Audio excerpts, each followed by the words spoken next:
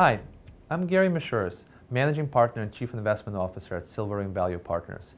I also teach the Value Investing Seminar at the F.W. Olin Graduate School of Business. So let's say you watched the previous video in terms of savings and planning for specific milestones, and now you want to know, how do I actually invest? What are the specifics? Do I call someone? Do I get a financial advisor? So I would say most people don't need a financial advisor. What they really could use is a financial plan. And those are two different things. So a financial advisor might do things like manage your money for you, and they'll charge a percentage of your assets, and that's expensive. And it really adds up over a period of time because of the way compounding works. If you, instead of 10% per year, get 9% per year because 1% is going to a financial advisor, you're not going to have 10% less at the end of 30 years. You're going to have half as much or something like that. It's a big difference.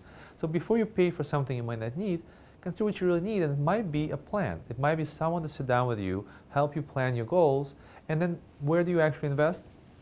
I always like to go to firms where there's the right alignment. So one example of such a firm is Vanguard. The reason I say Vanguard is because it's a mutual firm which is owned by the mutual fund shareholders, and they're not nearly as promotional or as cynical in their marketing as a lot of other firms might be.